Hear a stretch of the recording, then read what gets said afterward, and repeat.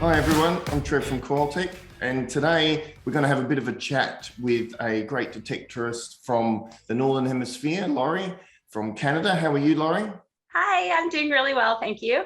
Wonderful. Laurie's quite active on our Coiltek group and also has a YouTube channel of your own. What can you give yourself a bit of a plug there, Laurie? We have my YouTube channel is Relic Dirty Hands. I've been doing YouTube for about 8 years now, and I have a lot of great information on the Equinox and some tutorial videos and some on the Coiltek and a few other ones in there, and a lot of adventures, mostly adventures. Yeah, that's great. I mean, I think that the thing is, we get as much tech talk as what we can out there, but then people just love seeing the actual doing side of things as well and getting out there and finding the good targets, which is great. So, and the Equinox has been a bit of a love of yours lately as far as detectors go. Absolutely. It's you can almost say it's a love of my life. And I have a really hard time to even put anything else in my hands.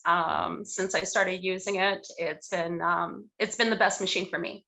I can absolutely say it's really well suited for me. Fantastic. And then we introduced these three NOX coils from Coiltek, the 10 by 5, 14 by 9 and 15 inch. And we're aim for that is to try and give people more opportunity out in the ground and use different coils in different areas. And you mentioned in the last video that we had your 14 by 9 coil for the Coiltek from the Coiltek range has been one of your favorites. Yes, it has been.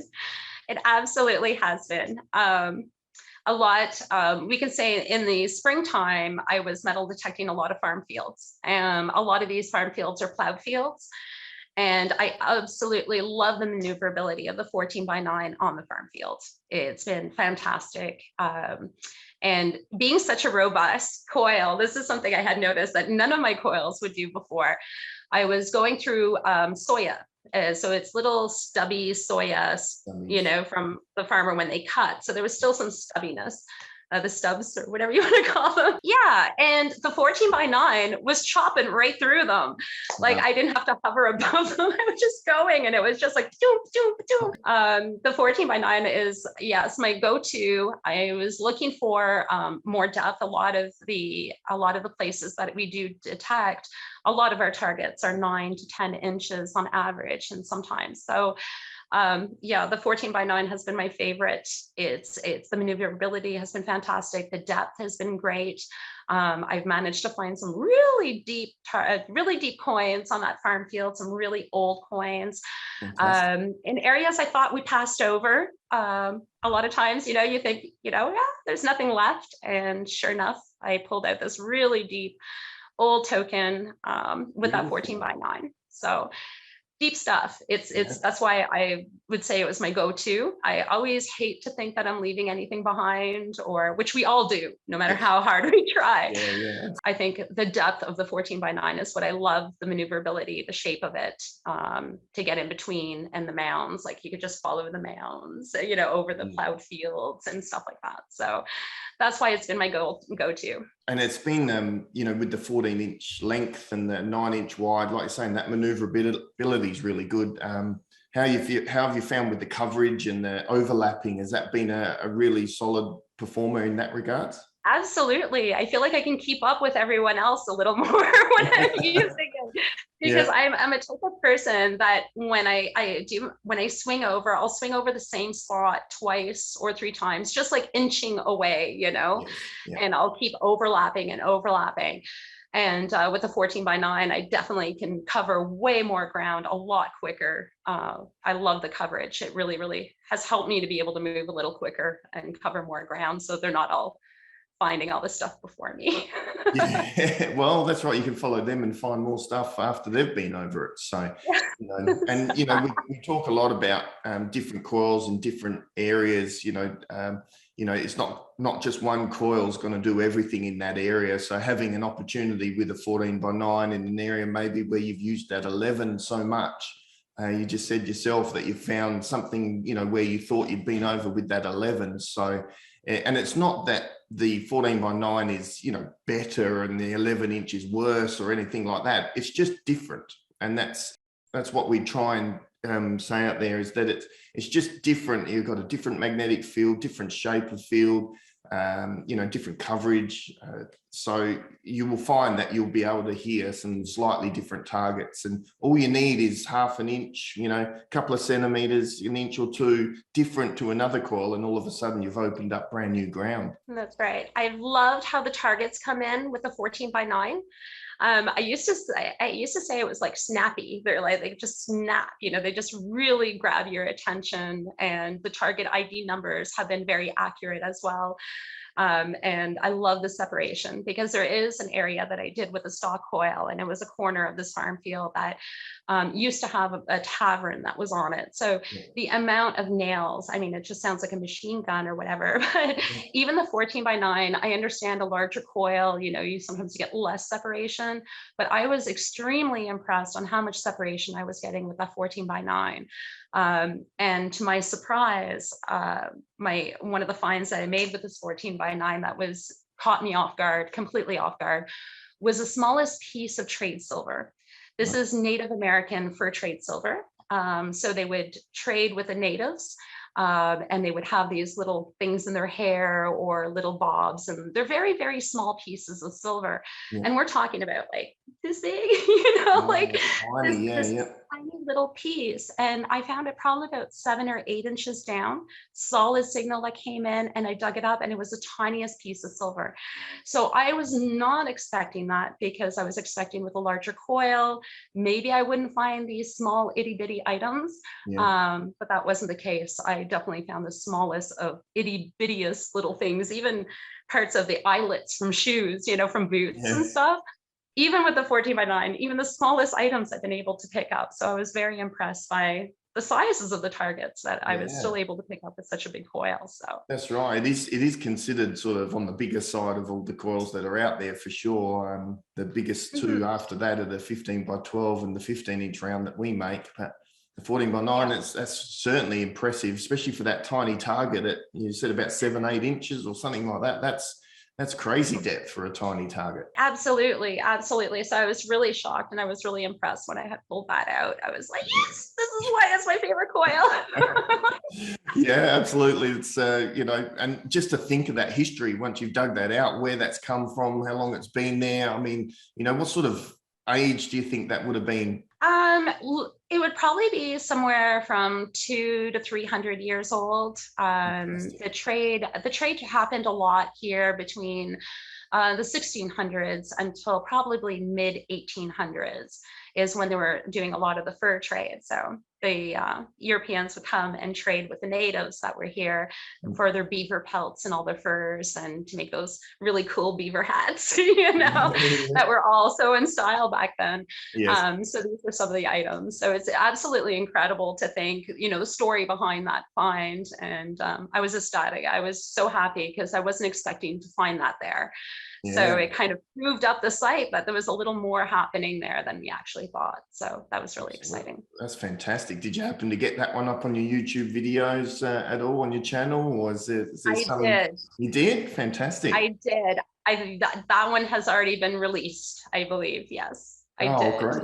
Go check that out, people. Go and have a look at the find and the piece of silver she gets with the 14x9. Well done. And have you had a chance to get any of these coils? All 3 coils are fully submersible. Do you do any water hunting at all? Yeah, we've done a few ring returns. I went out in the river with the 14x9. I submerged that one. I really liked it. I found that there was a bit more drag, but I didn't have to push down on the coil all the time. So that was fantastic. I just had to swing a little slower, just a little slower for to get through the water and stuff like that. But I have used the 10x5, and I've used the 14x9, and the 15. I tested it out in the water. I submerged it and just kind of tested it out, but not really detected long with the 15 in the water, because a lot of, like I said, we have a lot of big rocks and stuff like that. So the maneuverability in the water for us is the 10x5 was the best, really. Yeah, that makes sense with the small elliptical shape, and the 14x9 being elliptical as well, like you're saying, maneuverability through those rocky areas. pushing through the stubbles and the grasses out there, because it, you know, every inch above the ground that people swing is 1 inch less into the ground. So the closer you can get, the better. But you do need to just be cautious about some ground conditions can be quite mineralized. We talked in the other video about black sand as well. So if you're right on the ground in some of those areas, how would you sort of adjust the settings, or what would you do when you're in a sort of different ground conditions that's getting a bit temperamental? Oh, you know, we're pretty lucky because a lot of our ground here is very neutral, except for, like I said, one location that we had that had a lot of black sand. In those cases, I would definitely reduce my sensitivity. I would reduce my sensitivity. Like I said, it's not something that I have a lot of experience with. It was this one site.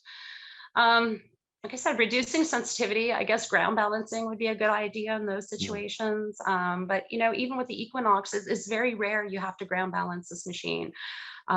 Even with in a lot of the locations, like I said, it's very stable, and I haven't noticed, like I said, I think it's because we have such neutral ground here. So when with the black sand areas, I definitely reduce my sensitivity. Yeah, no, that's a good point. And also people can come off the ground. So I know we just said 1 inch above the ground is going to be 1 inch less in the ground. But in some situations, when you're really heavily mineralized, lots of black sand, you don't want to oversaturate the coil signals with when you're right on the ground. So if you come up a little bit, the coil can be a bit more stable. Sure, you're not getting as deep, but at least you're still searching the ground just in case there's something in there. So sometimes in some situations, coming off 1 inch or 2 off the ground can be a bit beneficial to make that detector run a bit smoother. With the 14x9, how did you find the pinpointing ability on it? Because we are a bit bigger coil now, but you know, when you're actually trying to target retrieve, how have you found that? Excellent. I had no problem every single time. Most of the time, my target is always in the center. I haven't struggled with the pinpointing. I've heard a lot of other people struggling with the pinpointing on this, but I haven't. I absolutely love, but then again, I use my pinpoint mode, right? A lot of people kind of do the X thing. I'll do the X thing, but when I'm in higher trash, especially with the 14x9, I really try to isolate, and then I use my pinpoint mode. And that was like a big transition going from like the concentric to a double D coil when it comes to pinpointing. Often when you cross over the target and then you cross over the other way, you're like, oh, actually it's way up here. You know, I thought it was down here. So I definitely cross over, but I love using my pinpoint mode. It's something that I rely on a lot, especially in high trash sites and stuff like that. So yeah, it can certainly help with target retrieval, and you know, so you're not spending too long digging sideways, you know, away from the target. So, and you talked about concentric coils that you were using before. All of the NOX series, even the MindLab coils, are all double Ds. You've used, what was your transition like from the concentric to double D? How did that go? It was actually pretty tough. At first, I had a hard time kind of really understanding what was going on with the coil. And like I said, I did do, you know, I'd make a hole and then make another hole beside it and another hole beside it. I had the hardest time because I was always just used to the target being in that cone, you know, at the bottom of the cone and, you know, right in the center. And then when I had the double D coil, that was a real transition. It was difficult at first, but it's been years. You know, it's been years I've been using the double D coil. So now pinpointing and all that sort of stuff is, I've gotten used to it. There is definitely a transition going from a concentric coil to a double D. It really is. You do have to change your technique and the way how you visually see the item in the ground. You know, it's not going to be right there. It could be a little higher, a little lower. So it's really important to X over, kind of do an X swing over your target to try to isolate it a little better. Yeah. But yeah, no problem with the pinpointing. It's always in the middle. Yeah, that's good. And if you use the pinpoint mode, yeah, it should always be in the middle. If you're doing the crosshair method, like Laurie was saying, just back up from the target, try and locate where that is in the center of the coil, and then turn 90 degrees and do the same thing. And either way sort of works. A lot of people will use the wiggle method where they wiggle back from, the target and they go the opposite way. Personally, I'm not a big fan of that. I really am not. I prefer the X and the pinpoint. I just find that it takes less time. The little wiggle method, I go back, oh, I think I'm away from it, go back again, okay, I think it's there, and then so honestly, I feel it's a lot quicker just with the X and the pinpoint method. Yeah, the pinpoint button's so easy, isn't it? It just hones straight into where you need to dig. So that's a good one. So with the 14x9, it is a bit more of a robust coil. How have you found the strength of the coil in regards to the wings and everything like that, and the quality of the build? Fantastic. It's solid. Like I said, I'm rubbing that thing up again on rocks and everything else, and I feel like I don't feel like it's delicate. So I don't feel like I have to, I'm careful enough. I'm a little rough, but, but I really, I think it's fantastic. It's really robust. And like I said, I was able to chop down like soybean stalks with it. And, I don't think I'm supposed to be using it that way. Well, the farmer wouldn't have minded if you're helping him chop down his crop. So. Exactly. At first, I was actually a little concerned because it is the coil that weighs the most. And I'm only 5'2", and I don't consider myself really strong. I have been metal detecting for over 12 years, so I have built up, I guess, the arms for metal detecting. Yeah. But at first, I was actually pretty concerned. The first time I detected with it was a 3-hour hunt. And after, I was like, oh my gosh, what am I getting myself into? I was like, my arm hurt, I had arm fatigue and everything else. But then I quickly realized that was, pretty much my own fault, because with the Equinox, I've gotten so used to it being such a lightweight detector that I'm always lifting my arm up like this and moving and up and around stuff. And so I was always holding my detector up. Now, when I used the 14x9, I actually had to change my methods and just make sure that I'm balancing it and I'm not holding and lifting the detector all the time.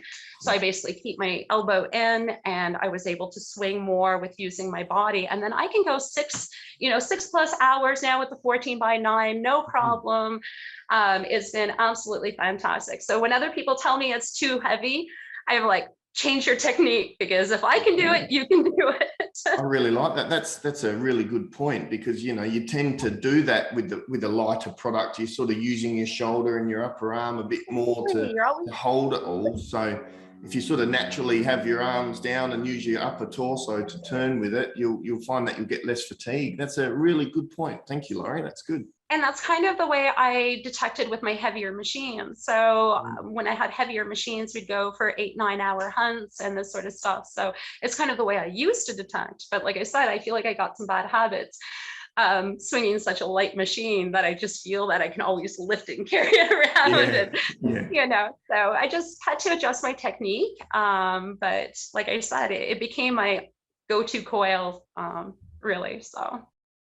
And so do you remember your first find with the 14x9? With the 14x9? First significant find, like your first one that you went, this coil's actually performing well. It was the trade silver. It was that little trade silver bit. This is the one that I was just blown away by. And I was just like, I love this coil. I absolutely love it. But I think really what got me with the 14x9 was the separation in the high trash on one of my farm fields that I had. I was really impressed with the separation I got. So that builds confidence, doesn't it? When you get a good find at depth and that's so small and it can target separate, all of a sudden your confidence, and then that just becomes your go-to coil. I guess so. I think it was really the confidence I had with it. Because of the stuff, like I said, it all around, it has great depth, great coverage, great sensitivity. I was able to pick up some of the smaller items, deeper items, and this is really what meant a lot to me and was important to me on my farm field permission. So very good, thank you. Yeah, the 14x9 is certainly not our biggest seller out of the three. The 10x5 is sort of smashing all the records at the moment, but I think the 14x9 is a bit of a sleeper. More people that as they hunt going forwards and they want a different coil again, maybe they've got the 10x5 and the 11-inch, or they've gone for the real big 15. The 14 by 9 certainly has its place out there. So if you were to suggest someone, if someone came to you and said, Laurie, I want to get the 14 by 9, you know, what's the perfect places to hunt with this 14 by 9? What would you say? I would say moderately trashy areas, farm fields, parks, beaches. The woods are okay if you have open groves, stuff like this. You know, really brushy areas, again, any larger coil you'll have difficulty with. But yeah, parks, beaches, a lot of, I mean, you could probably list like a huge list of all the different places you could detect with that 14 by 9, including the water. In some rocky conditions, I guess the maneuverability is pretty good. You can, being, you know, a little not as wide, you can get in between stuff. But really, I think parks is a really great place, moderately trashy parks. We have an old school that I love using the 14 by 9 at. Yeah, so this is, gosh, you can use it everywhere. Everywhere. I was just about to say, it's like there isn't a place where it won't be able to go with you. So exactly. It really depends on what you need, you know, and what the site conditions are. So yeah, well, that's fantastic. Well, sounds like the 14 by 9 is definitely your go-to coil out of the three of them. It is. You know, the poor old 15s maybe getting left in the boot a little bit here and there, but we'll have a bit more of a chat about that one shortly. But you know, look, that we're really impressed with the way that you're going about your detecting out there with your channel. You know, we do appreciate all the support that you give Coiltek with the product, and obviously with Minelab with the Equinox detector as well, and all the products they've got. So we do appreciate your time today. Have you got any another last plug for your detecting channel? Relic Dirty Hands. Relic Dirty Hands. Is that YouTube and Facebook group as well? YouTube. That's YouTube. I am on a lot of the social medias with my full name, Laurie Gagne. But yes, on YouTube, Relic Dirty Hands, you'll find a lot of great videos there. Excellent. A lot of fun videos. We have a lot of fun when we go up. Well, thanks, Laurie. Yeah, definitely hit her up, Relic Dirty Hands, and you can check out our website, coiltek.com.au. Also go to our Facebook groups as well. Laurie's on our Coiltek Facebook group, so you can go in there and check out some of the finds she puts up now and then, and ask her some questions direct as well. But we do appreciate your time, Laurie. Thanks very much, and keep swinging that 14 by 9. I will, definitely will.